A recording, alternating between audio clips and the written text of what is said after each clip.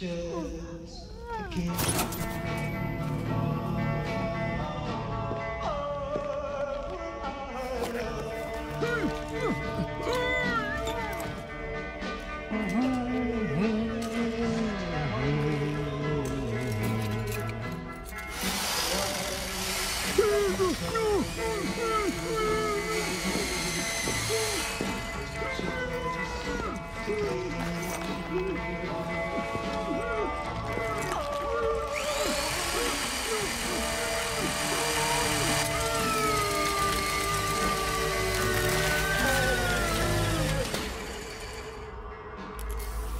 Night vision device fully operational, sir.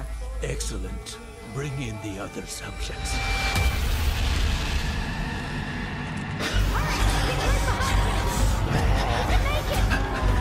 Grab my hand!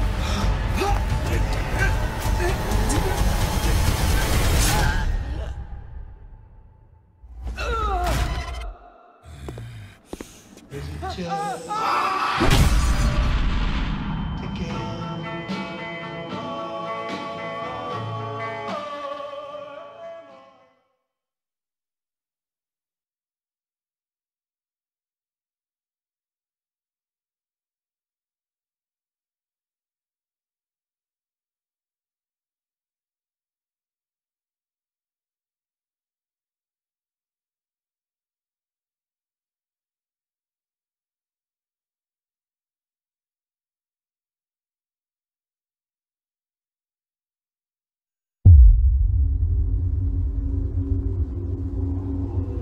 It's that time of year, children. Time for Mother Gooseberry's trip to the Goose Scary Patch.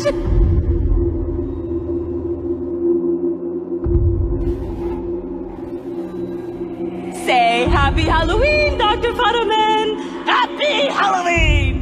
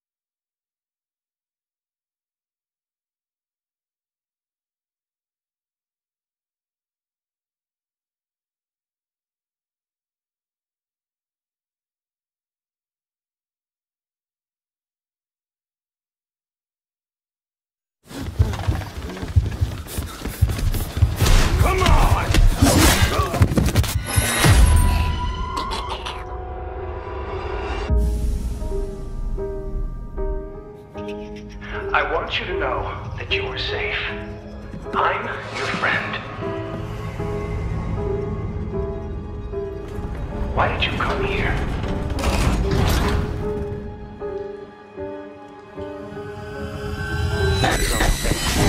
You presented yourself as able-bodied and eager to make improvements. Wicked child! But your behavior... Don't fight the process. I'll learn you! We're all working to unlock your potential. You can't hide from me. Your new self. A better self. A productive member of society. Thank you for volunteering for the therapy.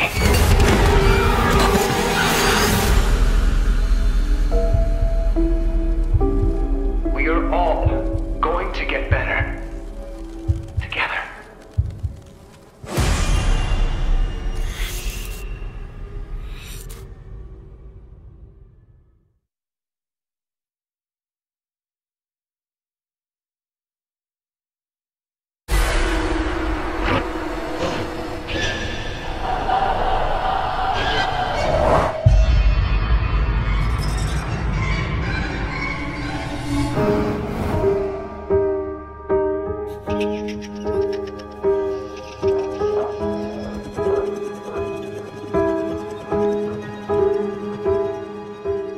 My name's Francis Bruss. I'm the audio director here at Red Barrels. So my day-to-day job is to figure out special ways to creep people out and to make audio a integral part of the Outlast brand. From the VO recordings, from music, from sound effects, from integration, pretty much all the facets of audio is what I do.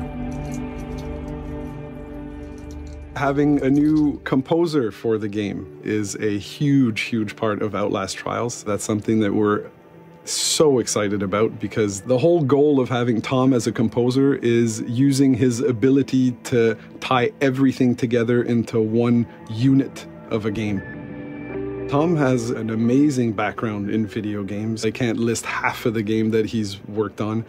He gives master classes to other composers. So for him, he was just incredibly motivated to be part of Outlast Party. Hi, I'm Tom Salta, and I'm the composer for the original score to Outlast Trials. You know, working with Red Barrels was really a fun and unique experience for me, and working with Francis was just incredible. What I really like about it, it's also challenging but fun at the same time, is that I came on a bit earlier than I normally do. On a lot of these kind of big AAA games, whether it was Battlegrounds or Ghost Recon, Halo stuff, I usually come on right at the end. Things happen fast. With Outlast Trials, it's different. It was earlier in the development stage, and it's giving me a chance to see it come to life and maybe contribute ideas that can affect the mechanism of the game itself, which is like, this is amazing, because it's like, you know, I'm like a kid in a candy store. So for the theme of Outlast Trials, we obviously wanted this to be really super special. And me personally, you know, given my love of this game and the music that I'm doing, I wanted it to check off a few things that I really didn't have much precedent for. I wanted something that was just purely scary to listen to. I wanted also something that had some melody to it, something that was memorable but also with a melody, and something that was simple enough that you could just play it on a piano.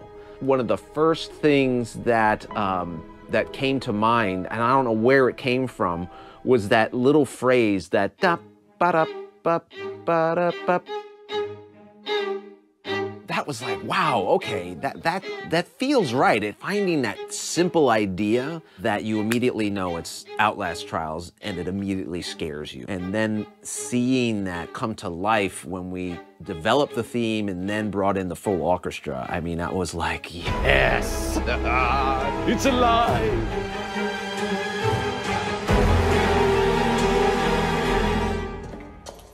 50% of the experience is audio driven. It is the immersion factor that will pull the player in, that'll keep the player within the world, and it'll keep that tension. Those build-ups or really releases down to zero, that I think the audio is the main factor in that, and that's how we keep the player stuck in the game, in the world with us. That's going to be the challenge, and I think we're up to it. We're up to it. Another thing that is so much fun with creating the music for Outlast Trials is it just gives me the opportunity to get some props and try to come up with some textures and sounds that really are terrifying, but based on, you know, 50s technology or toys or things like that. I went on eBay and I found this thing. I mean, you know, an innocent plaything can be very terrifying. My kids get scared when I show this to them. I think they've seen too many horror movies, but, you know, what's scary about this? Woo, apparently a lot. Taking those things and using them to create scary sounds, textures, and music. I mean, come on. I'm getting paid for this?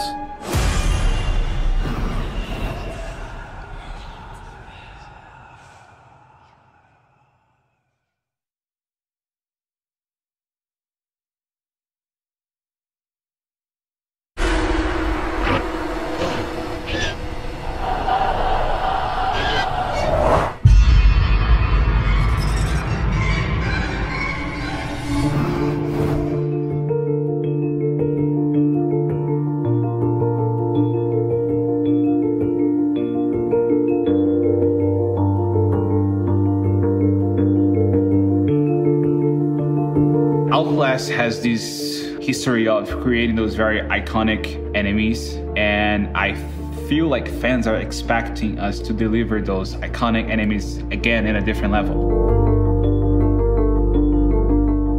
We tried to kind of figure out how the infection is going to work in the characters with all the new mechanics and with all the new abilities that we have, but we don't want to make it like too high in terms of technology, because in the 50s everything was a little bit more limited. My job is basically kind of trying to do a lot of the research of how make something that looks high-tech look like low-tech and give this 50s twist to it.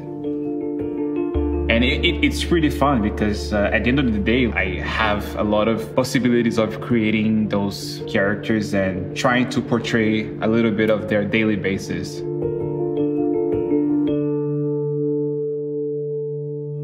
My favorite character, it's Gooseberry. I was completely intrigued by her story because she is this TV show host for kids. But like off camera, she has this whole like dark side, and she's supposed to look like motherly looking. She's supposed to have this like motherly feel for kids, but in reality, when you look at it, it's a completely different story.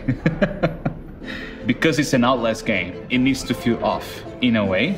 Like he had this super jolly face, that she's pretty, she is perky, but her face needed to be removed.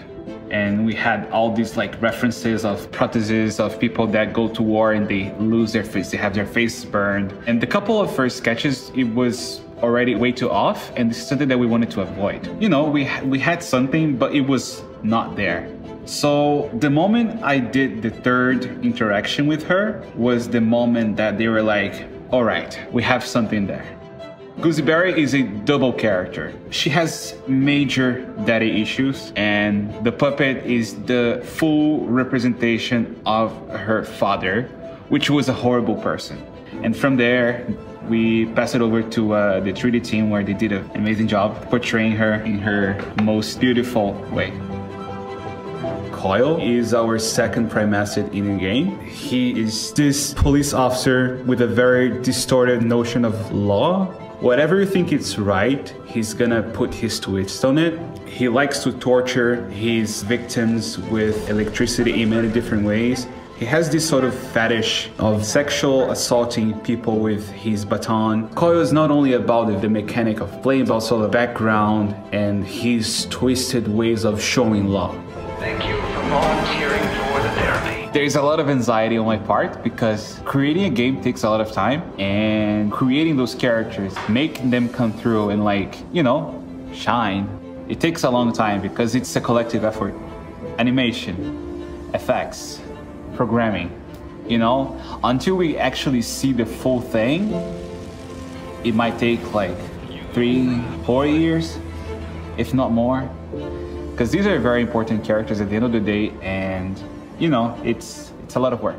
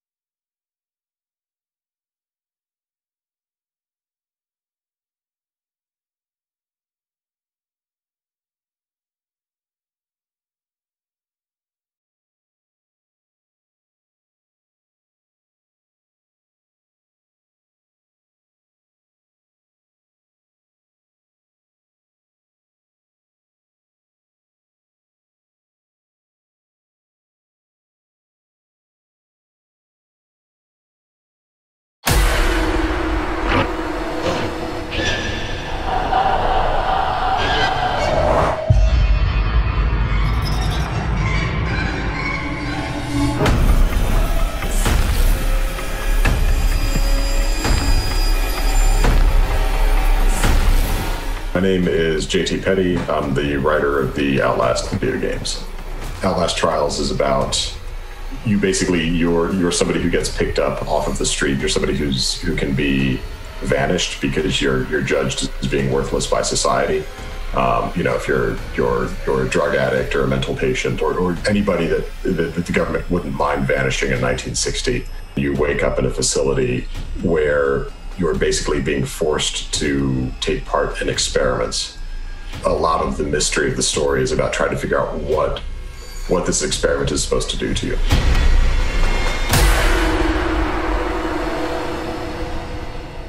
I mean, so we wanted to set this one back in 1959 because I think the mystery of the origins of Murkoff have always been something that's just been a really interesting thing to want to explore. I also feel like 1960 is such a prime time politically in terms of secret decisions that really shaped the way the next century is going to go.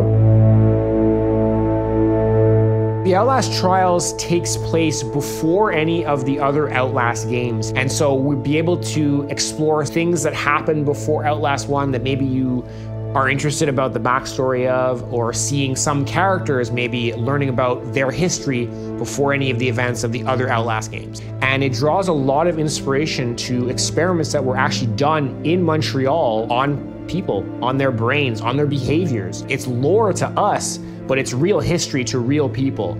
It's been a huge inspiration, and it's a story that hasn't ever really been told in video games, to my knowledge, so we're really excited about it. Hi, my name is Carl Chignara. I'm a psychiatrist. This is the Allen Memorial Institute. It's a great training center, but it's also where Dr. Cameron's experiments occurred, linked with MKUltra. MKUltra was a large secret operation by the CIA that ran from 1953 to 1973. That was in the early days of the CIA. Their basic aim was to find ways to modify behaviors. The director of the hospital, this famous psychiatrist, Dr. Donald Ewan Cameron, was experimenting on patients. He claimed he could remove certain unhealthy patterns in the mind of patients and replace it with healthier patterns. So that intrigued the CIA. They first funded all kind of research that was going on. So things like mind-altering drugs, things like how to implant a device in the brain and remotely control somebody. So there was research going on, but they only went so far. What they did that was much more unethical, they became rather obsessed with LSD, and they did all kinds of weird experiments with it. They hired prostitutes to slip LSD to clients unknowingly, and then they would observe whatever occurred. They even would give LSD to CIA employees without their knowledge, just to observe what it does. So that's really dangerous. I mean, today it absolutely sounds like it's a conspiracy theory, but it actually happened.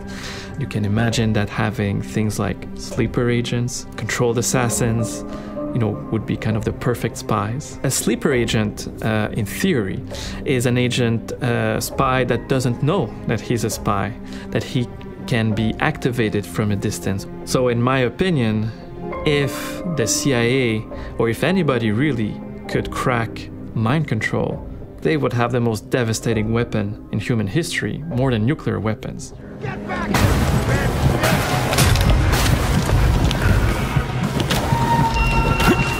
What fans can expect from Trials is more suffering, I guess.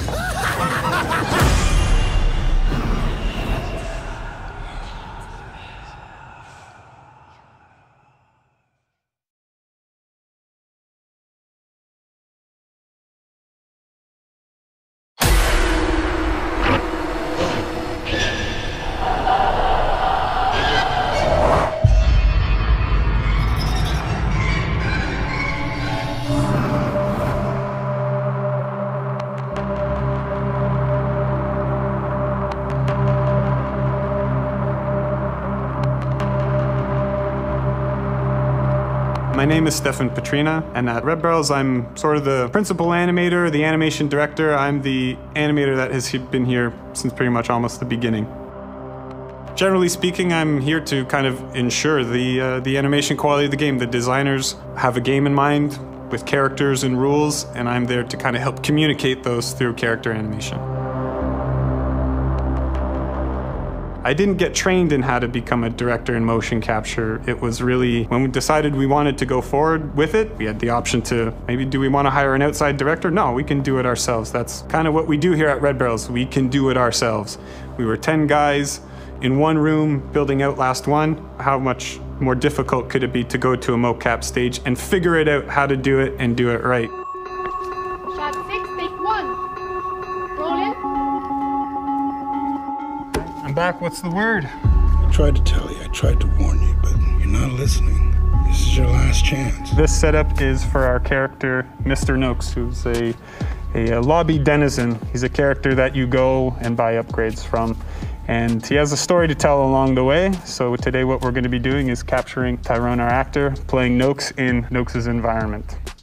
For a shot like today, it's about a lot of body motion, a lot of attitude, a lot of micro movement that we're not always aware of when we're talking to people in conversation, but a lot of stuff that just gets captured automatically with motion capture, so that when we feed that into our character in game, it has much more of an organic appearance because it's moving with all the little nuances that people move with. And then we have a lot of the big sort of identifiable actions, the gestures that go along with conversation.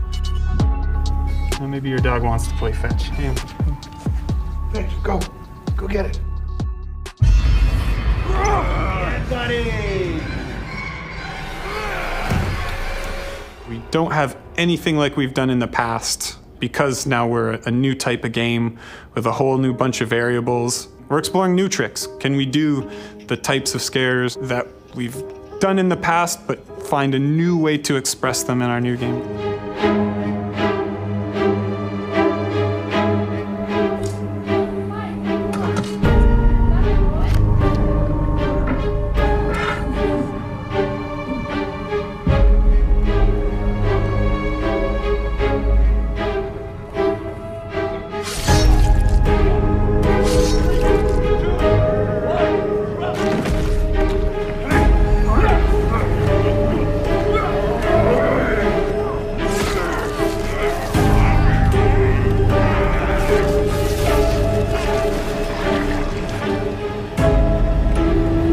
What would I say to fans waiting for the next game?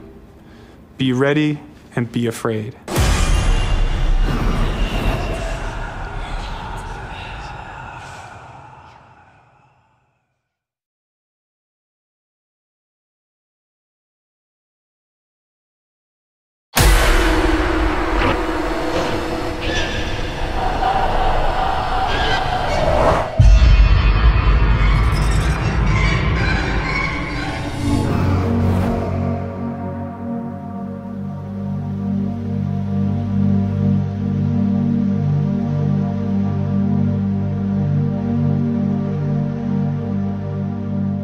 I'm Bernard Perron. I'm a full professor of film and game studies at the University of Montreal. Horror as an emotion is very unpleasant. You know, let's just think about any terrorist attack. It's horrifying. You cannot do anything. You're stuck with that. You're frozen in place, and it's not a great emotion, and we don't want to leave that. I don't want to be horrified. I want to be scared. The good thing with fear is like it's focused on the future. There's a danger, there's a threat on you. You know, there's something, you're afraid of something, you're afraid of doing something. Terror is about the unseen, the underdeterminate, something that is suspected but you don't see. You know it's around and it's not there.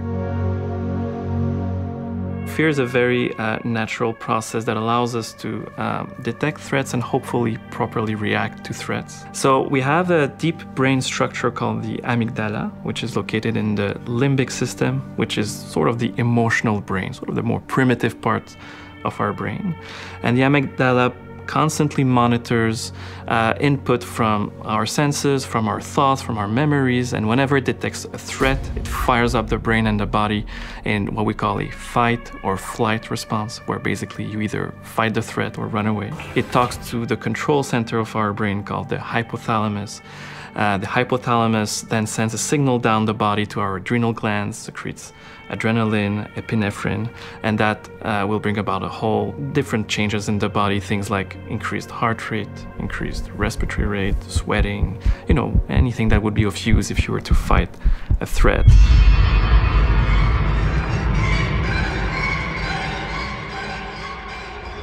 With video games, the simulation bring me to get in.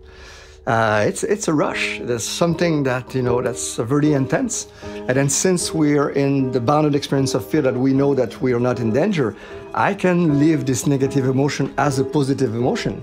It's fun to be scared. I think people love to play horror games because the fear is creating a really primitive emotion. I think people, whether it's horror games or horror movies, they like being scared because it makes them feel alive. I think video games have the potential to be much scarier than movies and books. With immersion, you can trigger the fear response system. So if you trick your brain into believing that there's some sort of threat, you will have the physiological fear response while you play a video game.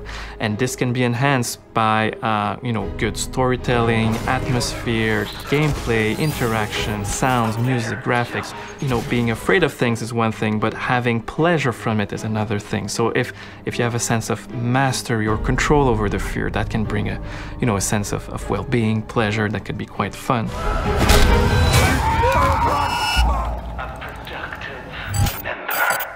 Of society.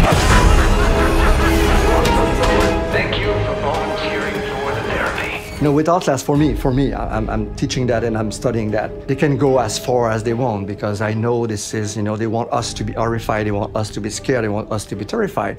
And then you have all that in OUTLAST. You know, you're gonna have the horror of the torture, you're gonna have the fear of knowing that, you know, the patient's gonna get on you, and you get the terror of not knowing what's in front of you, what you're gonna get in front of you.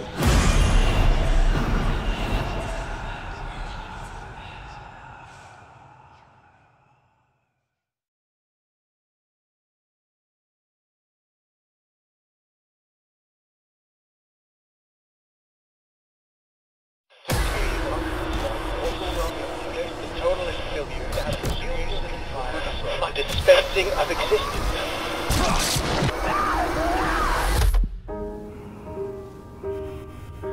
To create constant pressure. Absolute. Feel your control. Must we got fucking laws around here!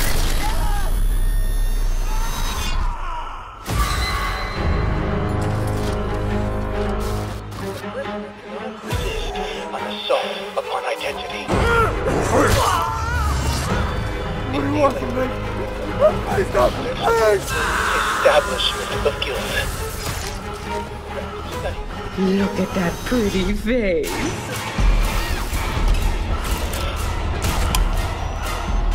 Progress in harmony.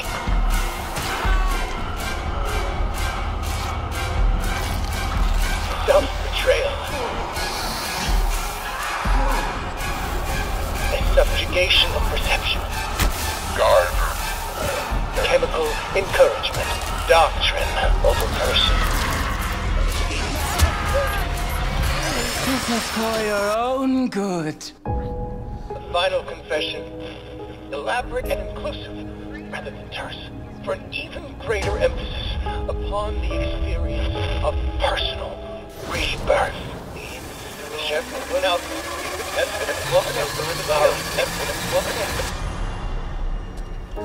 Political criminals are subjected to a literally fatal dispensing of existence by the promise of execution.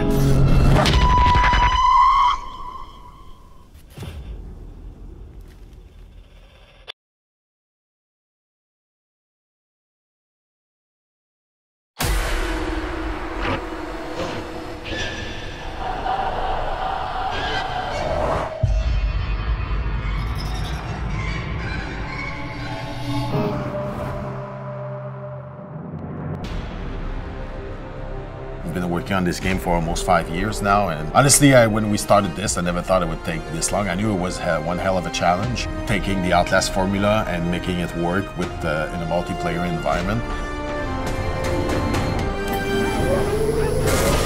OUTLAST Trials is a co-op multiplayer game about fear, and it's a scary game, but it's not a PvP game, a player versus player game. It's really player versus environment. So you're doing the trials with your friends in a situation against NPCs that are trying to kill you. It's gonna be a hard time in the shit house now. I'm a person kidnapped by Murkoff and put in this environment where I'm supposed to complete the therapy until they release me back into society. It's that journey, how am I gonna stay alive so I can earn my freedom back? The job of a game designer is trying to figure out which ideas are the best, but also which ideas work the best together. Comment qu'on met dans un environnement 4 joueurs qui peuvent pas se défendre, pour qu'ils aient peur, pour que le challenge soit bon, pour que ce soit trop intense. On a mis l'emphase sur le building, sur les entrées, les options que le joueur peut prendre. L'éclairage aussi. Puis ça, tout le vert, c'est où ce qu'il va regarder? C'est les places où il peut regarder. Ah, cool, ok. Le gros challenge, ça a été de garder la vibe Outlast au travers d'une expérience coopérative, tellement qu'on fait peur aux joueurs quand ils sont 4. À chaque fois que le joueur passe, il y a une chance que ça fasse un jumpscare aux joueurs. We're giving players a bunch of tools. When you see an enemy, you still want to run away from it. But if he's really close, then maybe there's something you can throw at him to slow him down temporarily while you're running. Créer un niveau dans Outlast Trials, le challenge, comparativement à un jeu qui est plus single player, c'est qu'il faut créer des événements où ce que les joueurs aussi vont se séparer. Les joueurs vont aller faire un gameplay dans leur coin, puis ils vont se ramasser seuls. On veut que tant que ceux qui veulent l'expérience solo, que l'expérience à plusieurs joueurs peuvent profiter pleinement du jeu.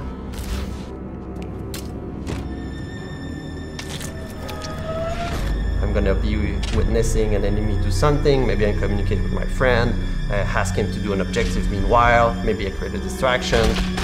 Oh. Doing a play session, we do that twice a week. So it allows us to experience the game as a player, and we're taking a bunch of notes of things we have to maybe fix or work on or improve. Playing helps us to focus on what is like top priority. Et juste là, j'arrive. Oh, that's right. Shit. Ouais, non, je suis mort. Je suis mort. I think everyone is very excited about the future, and I think everyone is pumped to just fix everything and make the best experience possible. Quelqu'un est là, dans son sous-sol, les lumières fermées, ça marche.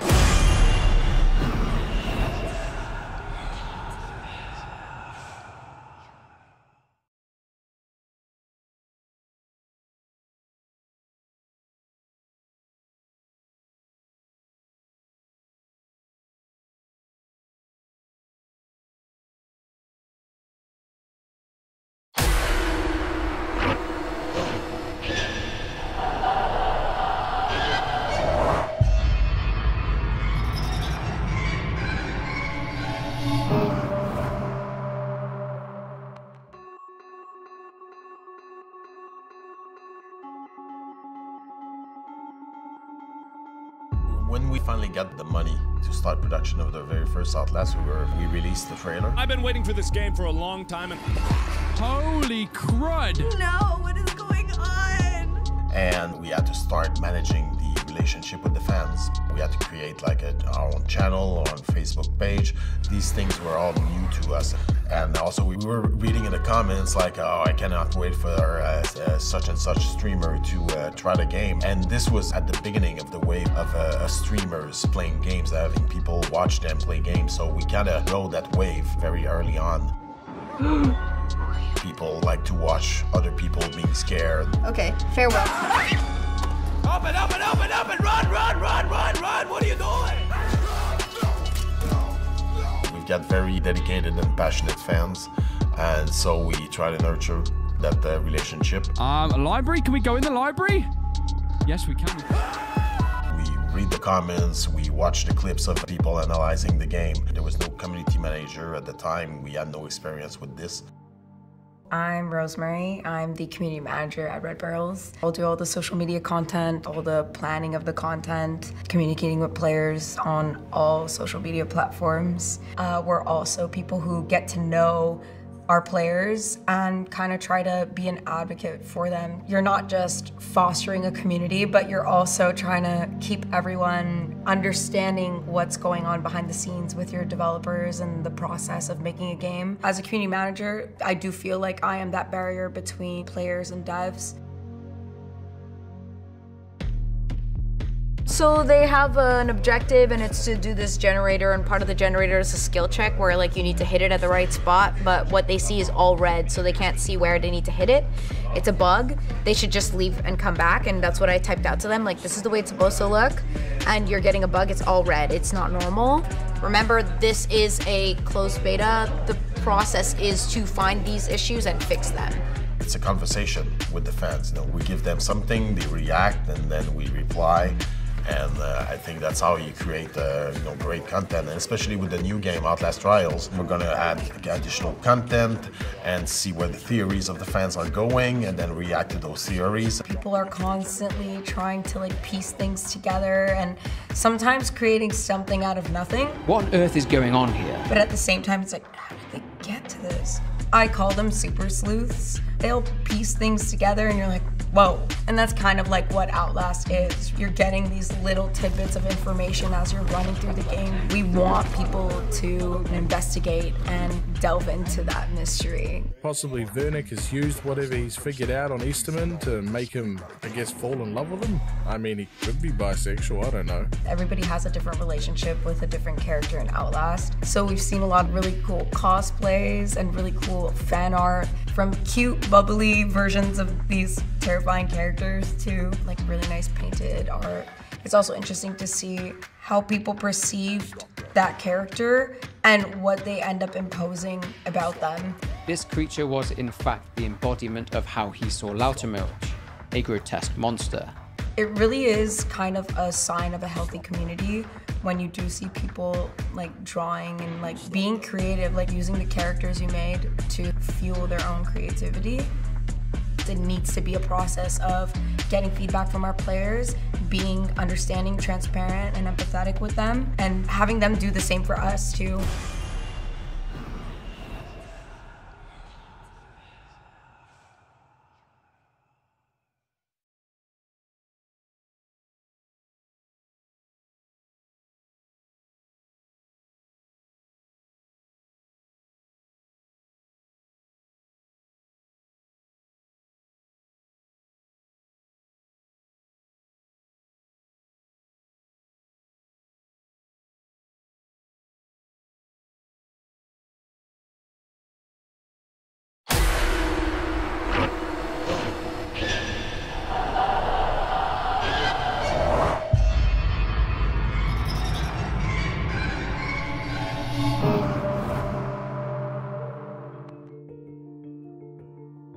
The new game Outlast Trials takes place in 1959, so it's really in the middle of a Cold War. So we came up with this idea that Murkoff has this huge hangar and create an environment to train the soldiers, which is something that the army did back in the days.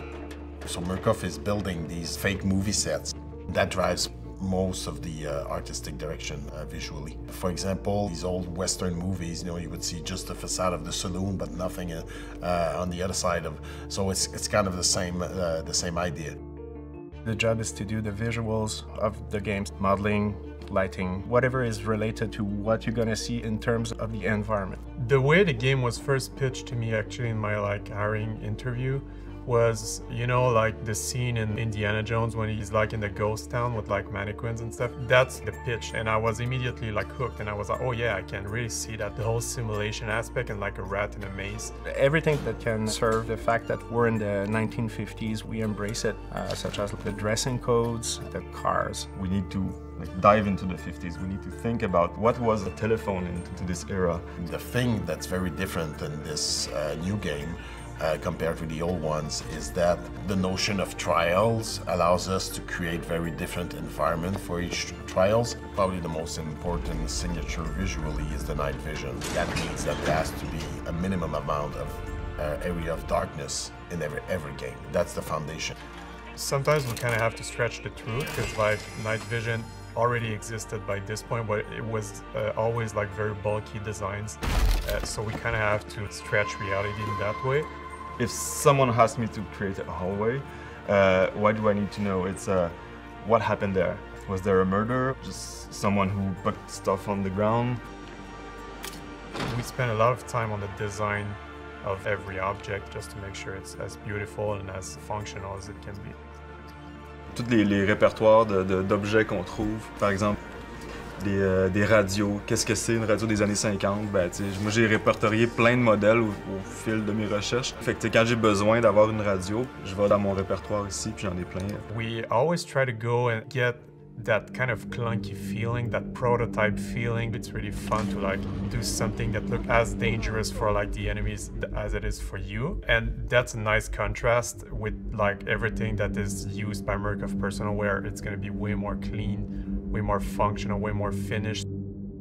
On a nos propres marques fictives qu'on a éparpillées un peu partout. Ici, j'ai le mur de médicaments de la pharmacienne. C'est d'aller chercher des marques qui n'existent pas, par exemple Dr Dallaire, ou j'utilise souvent ma petite marque qui s'appelle Spatelin. J'essaie de mettre les noms de chaque personne de l'équipe sur des props comme JF Duval, mais c'est JF Duval, Petrina.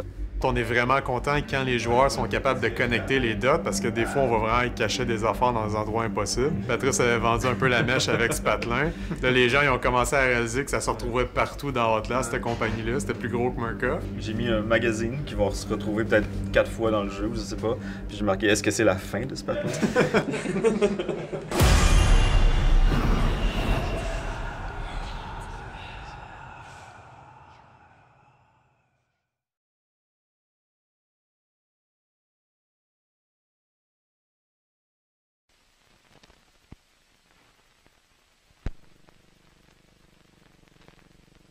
Murkoff welcomes you to the therapy. Okay, better. The wait is over. The suffering is finally here. Please tell them to stop! Get all you sons of bitches! Of course it hurts.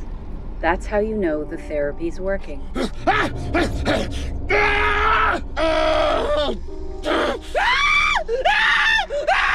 You won't have to wait much longer. I'm trying to help! They gotta see you! Shuttle leaving in 10 seconds. 9, 8, 7, 6, 5, 4, 3, 2, 1.